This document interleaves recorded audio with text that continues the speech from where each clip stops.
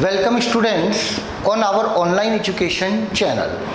आज हम बात करेंगे इलेक्ट्रिक फील्ड विद्युत क्षेत्र की। लास्ट क्लास में हमने विद्युत बल के बारे में अध्ययन किया था और विद्युत बलों का सदिश योग पढ़ा था। हमने पढ़ा था दो आवेशों के बीच में लगने वाला विद्युत बल Q1 और Q2 के बीच में लगने वाला विद्युत बल होगा कि Q1 Q2 upon R square. मतलब हमने ये पढ़ लिया था कि प्रत्येक आवेश एक अन्य आवेश पर विद्युत बल लगाता है और एक से अधिक आवेश हों तो कुल बल सभी बलों का क्या होगा, सदिश योग होता है। आज हम बात करेंगे अगले टॉपिक की, जो है विद्युत क्षेत्र। क्या मतलब है बेटा विद्युत क्षेत्र का? प्रत्येक आवेश अपने चारों ओर एक क्षेत्र उत्पन्न करता है जिसमें अन्य आवेश विद्युत बल अनुभव करता है।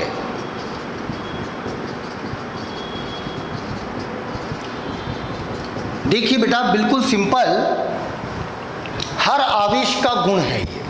प्रत्येक आवेश अपने चारों ओर एक ऐसा क्षेत्र उत्पन्न करता है, एक ऐसा फील्ड डेवलप करता है जिसमें अन्य कोई भी चार्ज आप रखोगे, अन्य कोई भी आवेश आप रखोगे तो उस पर क्या लगेगा, विद्युत बल लगेगा। इसी क्षेत्र को हम नाम दे देते हैं विद्युत क्षेत्र का। और ये विद्युत क्षेत्र कौन उत्पन्न करता है? सर, आवेशित वस्तु। क्या मतलब है आवेशित वस्तु का? इलेक्ट्रॉनों का स्थानांतरण। अगर किसी वस्तु से इलेक्ट्रॉन निकाल लें तो वो धनावेशित है, किसी वस्तु में इलेक्ट्रॉन डाल दें तो ऋणावेशित है। और अगर वस्तु आवेशित है तो वह अन्य वस्तुओं पर क्या लगाती है, विद्युत बल लगाती है। मतलब एक क्षेत्र उत्पन्न करती है और उस क्षेत्र को हम नाम देते हैं विद्युत क्षेत्र का। सर, इसको कैसे परिभाषित करें? विद्युत क्षेत्र की तीव्रता, electric field intensity. Electric field intensity. Sir, तीव्रता का मतलब कहाँ विद्युत क्षेत्र ज़्यादा प्रबल है, कहाँ विद्युत क्षेत्र कम प्रबल है। बेटा, जहाँ विद्युत बल ज़्यादा लगेगा वहाँ विद्युत क्षेत्र प्रबल है, और जहाँ किसी आवेश पर कम बल लगेगा वहाँ विद्युत क्षेत्र दुर्बल है। तो विद्युत क्षेत्र की तीव्रता का मतलब विद्युत क्षेत्र में किसी स्थान पर रखे एकांक धनावेश पर लगने वाले विद्युत बल को विद्युत क्षेत्र की तीव्रता कहते हैं। क्या मतलब है बेटा? विद्युत क्षेत्र में किसी भी स्थान पर एकांक आवेश, मतलब एक कूलाम आवेश पर कितना बल लग रहा है, उसी बल को हम नाम दे देते हैं विद्युत क्षेत्र का। मतलब E बराबर F अपॉन Q, एकांक आवेश पर कितना बल लगा। और किसी भी आवेश पर बल निकालने का सूत्र हमें पहले से पता है, K Q1 Q2 upon R square. एकांक का मतलब एक कूलाम पर कितना बल लगेगा। तो आप Q2 की जगह 1 रख दो और बता दो क्या बना, K Q1 upon R square. Sir, इसी को विद्युत क्षेत्र बोलते हैं। क्यों पढ़ रहे हैं ये? बेटा, इसको पढ़ने का कारण है, मैंने आपको कहा मैं कुछ मार्कर 20 रुपए के खरीद के लेके आए, बताओ 4 मार्कर कितने के आएंगे, तो आपको नहीं पता। लेकिन मैं बोल दूं एक मार्कर 5 रुपए का है, बताओ 4 मार्कर कितने के आएंगे, तो आप बता दोगे कि सर 20 रुपए के। तो सर, विद्युत बल से ज़्यादा इंपॉर्टेंट है विद्युत क्षेत्र। विद्युत क्षेत्र का मतलब एकांक आवेश पर कितना बल लग रहा है। एकांक आवेश पर लगने वाले बल को ही हम विद्युत क्षेत्र बोलते हैं। एकांक आवेश पर लगने वाले बल को ही क्या नाम दिया हमने, विद्युत क्षेत्र का नाम दिया। अब आप देखिए,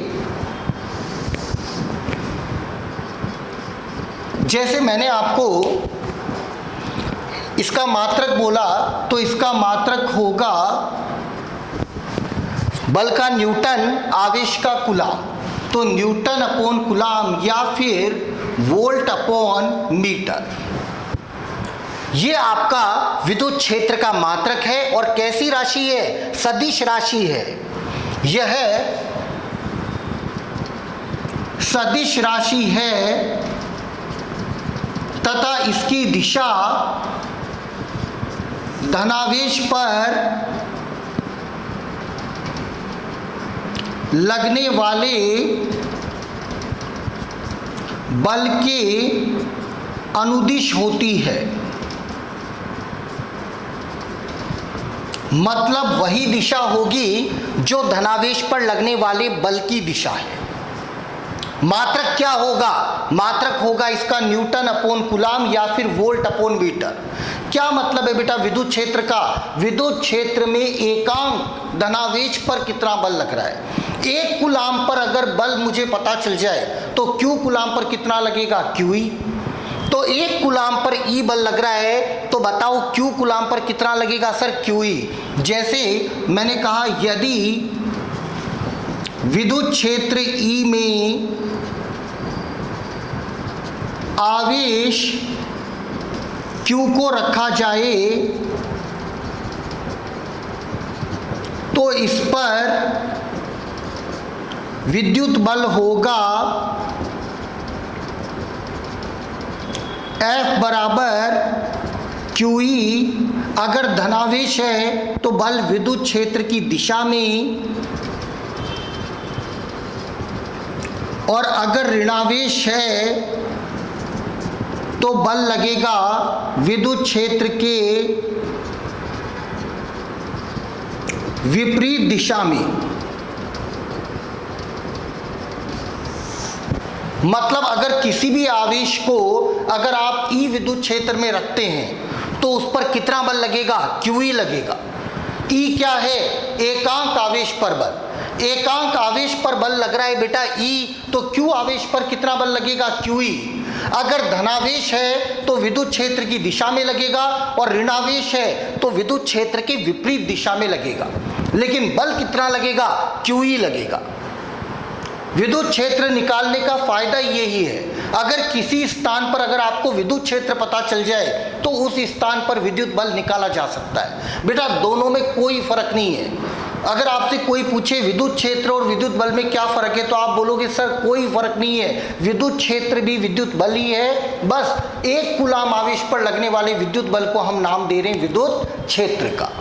ठीक है, आगे बढ़ते हैं।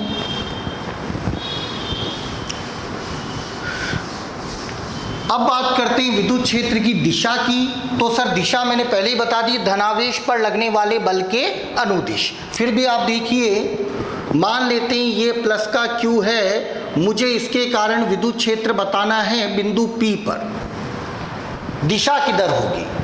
तो सर कुछ नहीं करना, किसी भी स्थान पर विद्युत क्षेत्र की दिशा वही होती है जो उस स्थान पर धनावेश पर लगने वाले बल की दिशा है। तो आप यहाँ धनावेश रख के बता दीजिए सर ये प्लस इस प्लस को क्या करेगा? प्रतिकर्षित करेगा।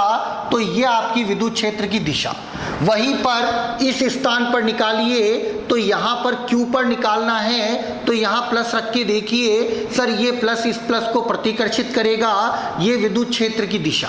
इस स्थान पर निकालिए R बिंदु पर, यहाँ प्लस रखिए सर विद्युत क्षेत्र की दिशा। तो हमेशा ध्यान रखना बेटा, धनावेश के लिए विद्युत क्षेत्र धनावेश से दूर मतलब त्रिज्यीय दिशा में, त्रिज्या के अनुदिश ये पूरा वृत्त बनेगा। वृत्त क्या? गोला बनेगा, 3D चारों तरफ होगा। ये आवेश है तो इधर भी होगा, इधर भी होगा, इधर भी होगा, इधर भी होगा, सामने भी होगा, बैक पे भी, पूरा एक गोला बनेगा। तो मैं फिर बोल रहा हूं, विद्युत क्षेत्र धनावेश के लिए किधर होगा? सर रेडियली आउटवर्ड, मतलब त्रिज्यीय दिशा में बाहर की ओर, त्रिज्यीय दिशा में बाहर की ओर मतलब धनावेश से दूर। वहीं पर अगर मैं ऋणावेश ले लूँ और अब बात करूँ कि विद्युत क्षेत्र किधर होगा, तो यहाँ प्लस रख के देख लो सर, ऋणावेश इस धनावेश को अपनी ओर आकर्षित करेगा, तो ऋणावेश के लिए विद्युत क्षेत्र ऋणावेश की तरफ होगा। तो मैं फिर बोल रहा हूँ बेटा, धनावेश के लिए विद्युत क्षेत्र धनावेश से दूर और ऋणावेश के लिए विद्युत क्षेत्र किधर होगा, ऋणावेश की तरफ होगा। अब कितना होगा ये विद्युत क्षेत्र, उसको ज्ञात कर लेते हैं। तो किसी बिंदु आवेश के कारण हम विद्युत क्षेत्र ज्ञात करके देखते हैं। बिंदु आवेश के कारण विद्युत क्षेत्र, बिंदु आवेश के कारण विद्युत क्षेत्र ज्ञात करना है। क्या मतलब है बिंदु आवेश का, आपको पहले से पता है, एक ऐसा आवेशित कण जिसका आकार नगण्य हो। बिंदु आवेश के कारण आपको विद्युत क्षेत्र ज्ञात करना है। मान लेते हैं एक बिंदु आवेश है Q, हमें इससे r दूरी पर इस बिंदु पर विद्युत क्षेत्र ज्ञात करना है। सर क्या मतलब है विद्युत क्षेत्र का, एकांक धनावेश पर लगने वाला बल। तो मैं यहाँ पर सबसे पहले एक परीक्षण आवेश Q0 पर बल निकाल लेता हूँ। तो बिंदु P पर रखे परीक्षण आवेश, बिंदु P पर रखे परीक्षण आवेश Q0 पर बल ज्ञात कर लीजिए। तो कितना लगेगा, सबको पता है Q0 अपॉन r स्क्वायर, और दिशा सर प्लस प्लस को प्रतिकर्षित करेगा, मतलब r की दिशा में। ये बात हम सदिश रूप में कूलाम के नियम में पहले भी पढ़ चुके हैं। यहाँ से बिंदु P पर विद्युत क्षेत्र अगर ज्ञात करना है, तो बेटा ये तो किस पर बल निकाला आपने, Q0 आवेश पर, और एकांक आवेश पर कितना बल लगेगा, उसी को हम विद्युत क्षेत्र बोलते हैं। तो KQ अपॉन r स्क्वायर, ये आपका विद्युत क्षेत्र का सूत्र बन गया। और कहीं तकलीफ नहीं है सर, आप खुद देखो यहाँ एक कूलाम आवेश पर कितना बल लगेगा, तो ये Q है, r दूरी पर बिंदु P पर विद्युत क्षेत्र निकालना है। यहाँ एक कूलाम पर बल निकाल दो, बोलो KQ1 अपॉन r स्क्वायर, कितना आ गया, बोलो KQ upon r square. Sir यही आपका विद्युत क्षेत्र है। अच्छा, इसका मतलब विद्युत क्षेत्र और विद्युत बल में कोई अंतर नहीं है। विद्युत बल विद्युत क्षेत्र एक ही बात है। विद्युत बल किसी भी आवेश पर लग सकता है, और विद्युत क्षेत्र का मतलब एकांक आवेश पर लगने वाले बल को हम विद्युत क्षेत्र बोलते हैं। तो एकांक आवेश पर कितना बल लगेगा, KQ अपॉन r स्क्वायर, और इस स्थान पर कोई भी आवेश रखोगे तो उस पर कितना बल लगेगा, तो सर Q से E से गुणा कर दो। E का मतलब एकांक आवेश पर बल। आप देख लीजिए एक बार, कहीं दिक्कत हो तो।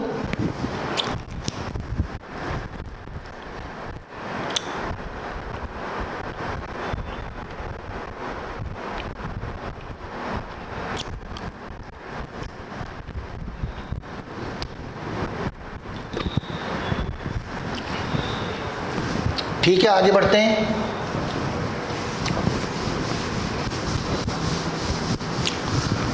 अच्छा, जैसे मान लीजिए मैंने एक छोटा सा क्वेश्चन आपको दिया और उसके बेस पर आपको समझ में और अच्छे से आ जाएगा। मैंने कहा आपके पास एक 2 माइक्रो कूलाम आवेश है और इससे 20 सेंटीमीटर दूरी पर आपको विद्युत क्षेत्र ज्ञात करना है बिंदु P पर। तो पहला भाग बिंदु P पर विद्युत क्षेत्र ज्ञात कीजिए। दूसरा भाग बिंदु P पर रखे 3 माइक्रो कूलाम आवेश पर बल ज्ञात कीजिए। क्या क्वेश्चन है, एक 2 माइक्रो कूलाम आवेश है, इससे 20 सेंटीमीटर दूरी पर बिंदु P पर विद्युत क्षेत्र ज्ञात करना है, और इस बिंदु P पर हमने 3 माइक्रो कूलाम आवेश रखा, उस पर विद्युत बल ज्ञात करना है। तो सबसे पहले बिंदु P पर विद्युत क्षेत्र ज्ञात करते हैं। तो E बराबर KQ upon r square, K का मान 9 गुणा 10 की घात 9, Q का मान 2 माइक्रो कूलाम और दूरी बोलो बेटा 20 सेंटीमीटर मतलब 0.2 का स्क्वायर, मतलब ये आपका हो गया 18 इंटू 10 की घात 3, नीचे 4 गुणा 10 की घात -2, मतलब 4.5 गुणा 10 की घात 5 न्यूटन अपॉन कूलाम। ये आपका विद्युत क्षेत्र आ गया। दिशा किधर होगी? तो धनावेश के लिए बाहर की तरफ। वहीं पर मेरा बी पार्ट क्या है सर? P पर रखे Q बराबर 3 माइक्रो कूलाम आवेश पर कितना बल लगेगा? तो सर विद्युत क्षेत्र का मतलब एकांक आवेश पर बल, तो Q आवेश पर बल लगेगा F बराबर QE। तो आप बता दीजिए 3 माइक्रो कूलाम और विद्युत क्षेत्र का मान 4.5 गुणा 10 की घात 5, यह आ गया 1.35 न्यूटन। और किधर लगेगा? तो आप समझ गए सर, प्लस वाला प्लस को क्या करेगा?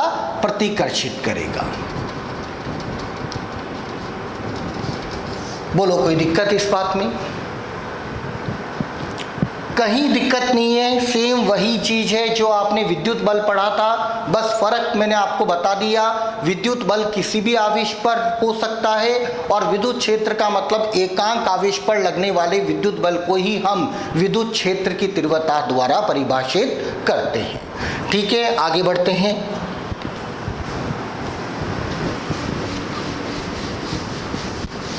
अगर आपके पास बहुल आवेश आ जाए, मतलब एक से ज़्यादा आवेश आ जाए, बहुल आवेशों के कारण विद्युत क्षेत्र ज्ञात करना है।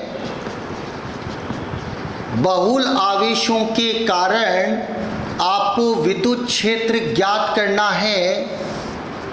मान लेते हैं ये आपका Q1 आवेश है, ये आपका Q2 है, ये Q3 है और इस तरह Qn है, और आपको बिंदु P पर विद्युत क्षेत्र ज्ञात करना है।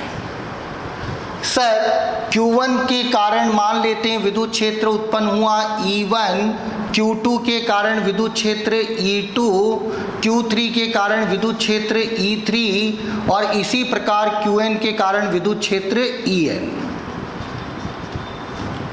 तो सेम वही जो कूलाम के नियम के टाइम बताया था, बहुल आवेशों के मध्य बल अगर एक से ज्यादा बल कार्य करे तो कुल बल सभी बलों का क्या होगा? सदिश योग। इसी प्रकार बिंदु P पर कुल विद्युत क्षेत्र,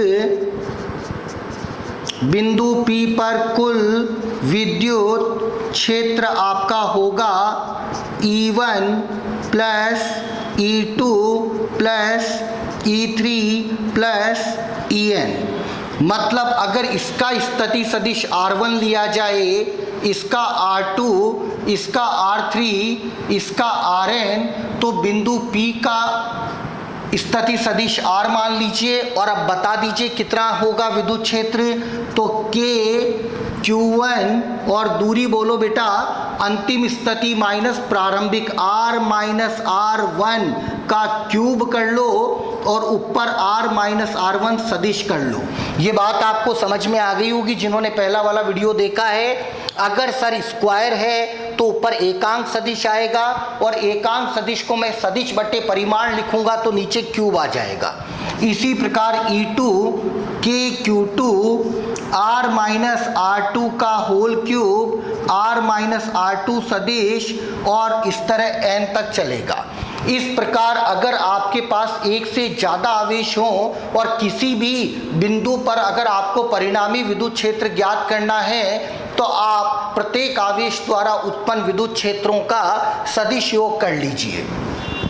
मैंने आपको क्वेश्चन दिया, यह आपका 3 माइक्रो कूलाम आवेश है और एक आपका -3 माइक्रो कूलाम आवेश है। मान लेते हैं ये दूरी आपकी 20 सेंटीमीटर है। आपको मध्य बिंदु O पर आपको विद्युत क्षेत्र ज्ञात करना है कितना होगा। तो कैसे करें? तो सेम वही कहानी सर, एक से ज़्यादा आवेश हो तो यहाँ पर कितने आवेश हैं? 2 आवेश हैं, दोनों का परिमाण समान है, चिन्ह विपरीत। कोई जरूरी नहीं है परिमाण समान हो, क्वेश्चन में अलग अलग भी आ सकता है, आप सिर्फ तरीका देखेंगे। तो मैंने कहा सर धनावेश के कारण विद्युत क्षेत्र धनावेश से दूर, ये आपका E1, और ऐसे ही ऋणावेश के कारण विद्युत क्षेत्र ऋणावेश की तरफ। आप दिशा को फिर समझ लीजिए, अगर किसी को नहीं समझ में आए तो बिल्कुल सिंपल है, आप यहाँ धनावेश रख के देखोगे सर, धनावेश धनावेश को प्रतिकर्षित करेगा और ऋणावेश धनावेश को आकर्षित करेगा। मतलब प्लस वाले के कारण विद्युत क्षेत्र प्लस से दूर और माइनस वाले के कारण विद्युत क्षेत्र माइनस की तरफ। सर दोनों सदिश एक ही दिशा में हैं तो वो जुड़ जाएंगे, अतः बिंदु O पर परिणामी विद्युत क्षेत्र, बिंदु O पर परिणामी विद्युत क्षेत्र आपका होगा E बराबर E1 प्लस E2, दोनों जुड़ जाएंगे। E1 बोलो के 3 माइक्रोकुलाम, दूरी बोलो बेटा 10 सेंटीमीटर, मध्य बिंदु है मतलब ये दूरी भी 10 और ये दूरी भी 10, तो बोलो बेटा कितना हुआ? 0.1 मीटर में बदल दिया। प्लस के ये आवेश का परिमाण भी 3 माइक्रोकुलाम और 0.1 का स्क्वायर। मैं फिर बोल रहा हूँ, प्लस माइनस नहीं लगाने हैं, सिर्फ परिमाण लिखना है। माइनस था तभी तो मैंने दिशा इधर बनाई है, प्लस माइनस का लेना देना सिर्फ दिशा बनाने तक है, उसके बाद तो आपको सिंपल परिमाण लिखकर ऐड करना है या सब्ट्रैक्ट करना है, जो भी दिशा बताती है उस अकॉर्डिंग काम करना है। यहाँ से बोलो बेटा डबल कर लो, दोनों सेम है। 2K 3 माइक्रोकुलाम 0.1 का स्क्वायर 2 गुणा 9 गुणा 10 की घात 9, K का मान 3 गुणा 10 की घात -6 और 0.1 का स्क्वायर 10 की घात -2। 9 दूनी 18 इंटू 3 54, 9 और ये प्लस का 2, 9 और 2 11 में से 6 गया, 10 की घात 5। ये आपका विद्युत क्षेत्र प्राप्त हो गया। कहाँ पर? बिंदु O पर। देख लीजिए एक बार,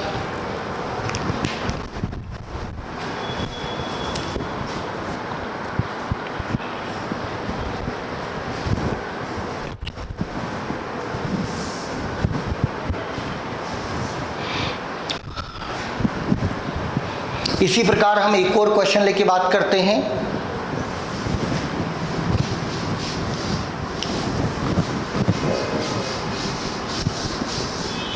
चलो अगला क्वेश्चन, मैंने कहा आपके पास एक आवेश है Q और दूसरा आवेश है बेटा 4Q, बीच की दूरी मैंने R ले ली और आपको इसके मिलाने वाली रेखा पर वो बिंदु ज्ञात करना है जहां पर कुल विद्युत क्षेत्र 0 हो।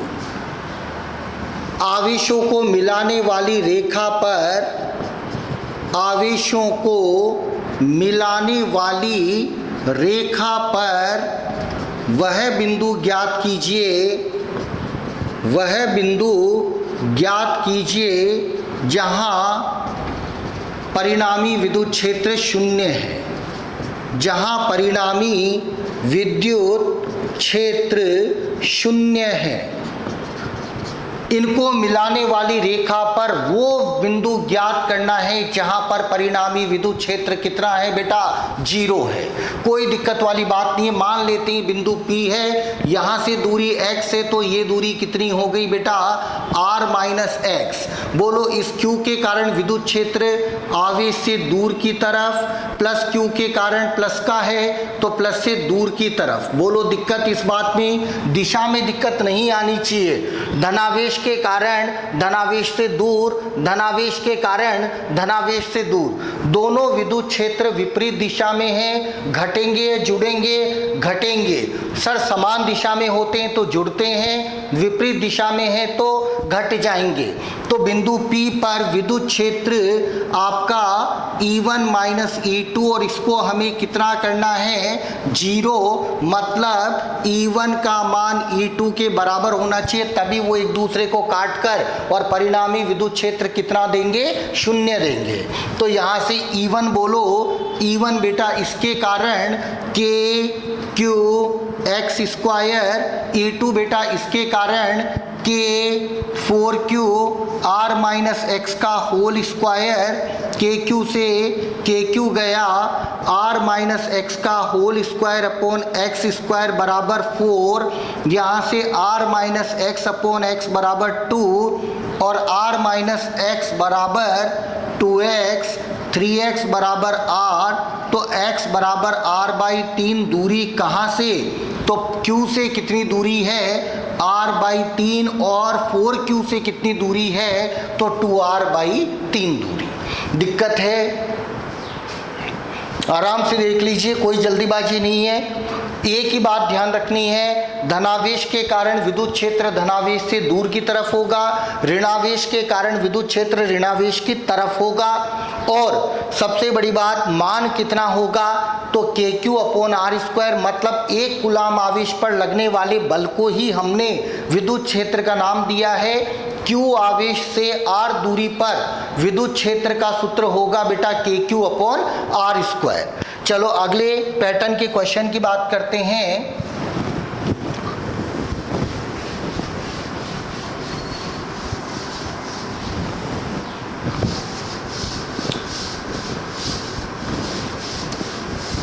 हाँ जी, मैंने कहा आपको कि एक बोल है, इस बोल का द्रव्यमान 0.01 किलोग्राम दे रखा है, ठीक है, और यह 2 या फिर इस पर आवेश ले लो, इस पर आवेश है 2 माइक्रो कूलाम है। एक बोल है, आवेश उस पर 2 माइक्रो कूलाम है, द्रव्यमान उसका कितना है 0.01 किलोग्राम। यह विद्युत क्षेत्र में संतुलन की अवस्था में लटकी है।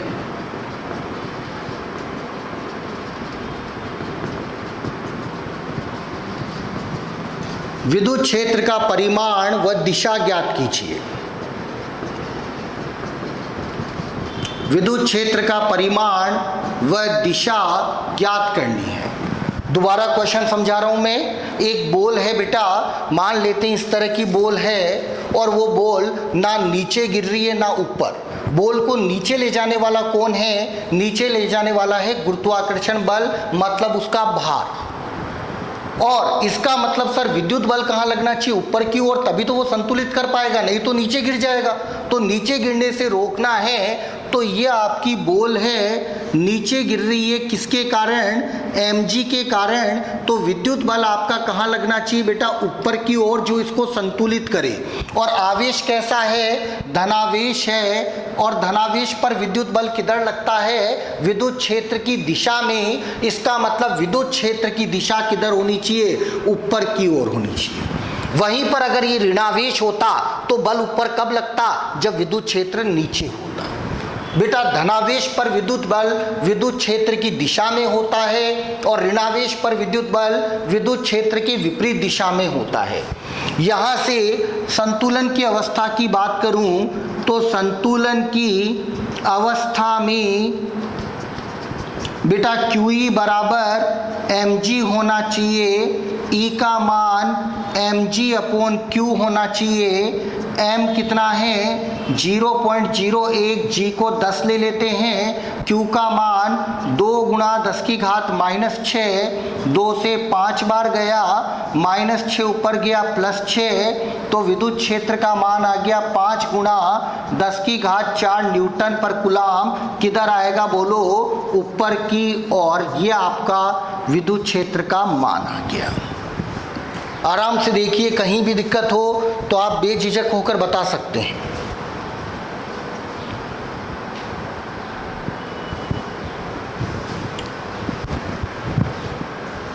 ठीक है, चलो एक और क्वेश्चन लेते हैं। मैंने कहा एक आवेशित कण है, द्रव्यमान इसका m है, आवेश इसका q है, विराम अवस्था से प्रारंभिक वेग 0। विराम अवस्था से विद्युत क्षेत्र के x दिशा में विद्युत क्षेत्र है, इसमें छोड़ा जाता है, विराम से छोड़ा है कहाँ, विद्युत क्षेत्र E जो x दिशा में है। पहले तो बताओ बल किधर लगेगा, तो सर धनावेश है तो बल लगेगा आपका विद्युत क्षेत्र की दिशा में, मतलब बॉल इधर गति करेगी, ये कण x दिशा में गति करेगा क्योंकि धनावेश है। अगर ऋणावेश होता तो किधर गति करता, -x दिशा में। बेटा धनावेश पर बल विद्युत क्षेत्र की दिशा में लगेगा और ऋणावेश पर बल विद्युत क्षेत्र के विपरीत दिशा में लगेगा। तो यहाँ पर बल लगा x दिशा में, बॉल आपकी गति करने लगी, आपको t समय बाद इसका वेग बताना है कि कितना वेग होगा। तो कोई दिक्कत वाली बात नहीं है, सबसे पहले बल बताओ। तो आपको पता है किसी भी आवेश को अगर ई विद्युत क्षेत्र में रखूं तो उस पर बल लगता है बेटा QE। तो त्वरण कितना होगा, QE अपॉन m, प्रथम समीकरण लगाओ, V बराबर U प्लस AT, U का मान 0, QE अपॉन m T, ये आपका आंसर आ गया। इस प्रकार मैकेनिक्स में कोई भी क्वेश्चन बन सकता है। दूरी निकालने का आ जाए तो S बराबर UT plus half AT square लगा दो, या फिर गतिज ऊर्जा निकालने की बात करें तो 1/2 mv स्क्वायर लगा दो। हम इस तरह क्वेश्चन को अटेम्प्ट करते हैं मैकेनिक्स के, और लेते हैं बहुल आवेशों वाले थोड़े क्वेश्चन उठाते हैं। फिर अगली क्लास में बेटा हम बहुत सारे इंटरेक्टिव क्वेश्चंस की बात करेंगे। तब तक आप अपने मॉड्यूल से, आपकी सरस्वती धाम के मॉड्यूल हैं या फिर आप कोई भी SC वर्मा ले लीजिए, USS ले लीजिए, किसी भी बुक से आप जो क्वेश्चन निकालेंगे, मैं अगली क्लास में आपको बहुत सारे रिपीटेडली इंटरेक्टिव क्वेश्चंस आपको कराऊंगा विद्युत क्षेत्र से रिलेटेड। ठीक है,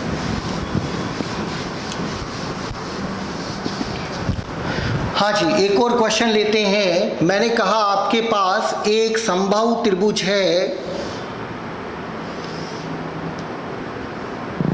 L भुजा है और इसके दो शीर्षों A व B पर Q आवेश रखा हुआ है। आपको तीसरे शीर्ष C पर विद्युत क्षेत्र का परिमाण ज्ञात करना है।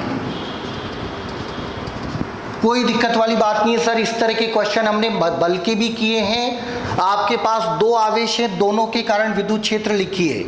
इस Q के कारण विद्युत क्षेत्र Q से दूर की ओर, क्यों बेटा, क्योंकि धनावेश के कारण विद्युत क्षेत्र धनावेश से दूर। ऐसे ही प्लस Q के कारण प्लस Q से दूर की ओर E2, बोलो दिक्कत इस बात में नहीं। यहाँ से E1 का मान बोलो, E1 बेटा इस वाले Q के कारण KQ, दूरी बोलो बेटा L स्क्वायर। ऐसी E2 की बात करो KQ अपॉन L स्क्वायर, दोनों का परिमाण समान है और कोण कितना है, तो 60 डिग्री का कोण है। 60 डिग्री का कोण है, परिमाण बराबर है तो दिशा कहाँ आएगी, बीचों बीच आएगी। और अच्छे बच्चों को तो पता है सर 60 डिग्री पर आंसर आएगा √3E1। तो यहाँ पर फिर भी नहीं पता तो हम समांतर चतुर्भुज का नियम लगा के कर सकते हैं, चाहे घटक बांट के कर सकते हैं। E1 square E2 square 2E1 E2 cos 60 degree. यहाँ से E1 E2 का मान बराबर है तो मैंने E1 square 2E1 square cos 60 का मान 1/2, तो यह आ गया बेटा √3E1, मतलब √3 KQ अपॉन L स्क्वायर। बोलो बेटा कोई दिक्कत, इस तरह चाहे वर्ग आ जाए, चाहे षष्ठभुज आ जाए, हेक्सागन आ जाए, आप हर तरह के क्वेश्चन इस तरह सदिश योग से निकाल सकते हैं। जैसे एक हेक्सागन लेके चलते हैं,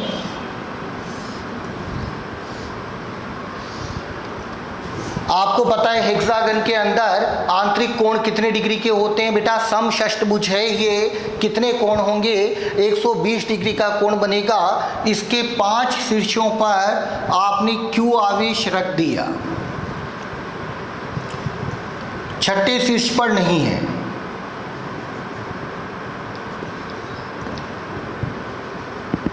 आपको केंद्र पर परिणामी विद्युत क्षेत्र ज्ञात करना है। कोई दिक्कत वाली बात नहीं है। इस प्लस क्यू के कारण बेटा एक बात बताओ, अगर इसकी भुजा आर है तो ये सारे समबाहु त्रिभुज बनते हैं, सब दूरियां बेटा आर होगी, तो इसके कारण विद्युत क्षेत्र बोलो बेटा के क्यू अपॉन आर स्क्वायर। अच्छा, इसके कारण भी सर वही आवेश वही दूरी, तो के क्यू अपॉन आर स्क्वायर बोलो बेटा, दिक्कत नहीं। बताओ ये दोनों एक दूसरे को क्या करेंगी, कैंसिल करेंगी। क्यों करेंगी कैंसिल, क्योंकि सर दोनों का परिमाण समान और दिशा कैसी है, विपरीत है, तो दोनों एक दूसरे को कैंसिल कर देंगे।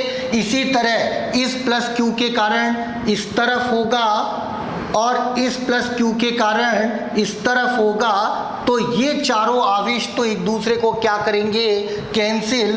तो सर चार आवेशों के विद्युत क्षेत्र तो परस्पर निरस्त हो जाएंगे, चार आवेशों के विद्युत क्षेत्र परस्पर निरस्त हो जाते हैं, अतः परिणामी विद्युत क्षेत्र केवल और केवल कौन सा आवेश करेगा, अतः परिणामी विद्युत क्षेत्र केवल एक आवेश आपका बचा, एक आवेश बचा, और उसके कारण विद्युत क्षेत्र किधर होगा, कौन सा वाला आवेश बचा बोलो, 1 2 3 4 5, अच्छा 4 ही रखें।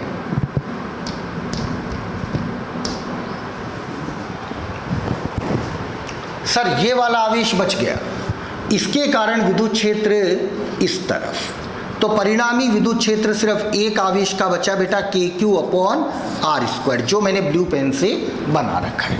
बोलो दिक्कत इस बात में। तो इस तरह बेटा अगर मैं यहाँ पर भी रख देता तो सर इसके कारण भी इधर बताओ सब मिलकर क्या हो जाते, 0। तो अगर प्रत्येक कोने पर रख देता तब तो आंसर 0 होता, और एक कोना अगर मैंने छोड़ दिया तो विद्युत क्षेत्र का मान उस एक आवेश के बराबर ही होगा, के क्यू अपॉन आर स्क्वायर, बाकी एक दूसरे को क्या करेंगे, निरस्त कर देंगे। ठीक है, इस तरह आपको अपने मॉड्यूल से, बुक से, जहाँ से भी आप करो, आपको बहुत सारे क्वेश्चन अटेम्प्ट करने। अगली क्लास में मैं आपको बहुत ही बढ़िया एग्जाम्पल, इलेक्ट्रिक फील्ड के बहुत बढ़िया क्वेश्चंस आपको अटेम्प्ट कराऊंगा। ठीक है, थैंक यू।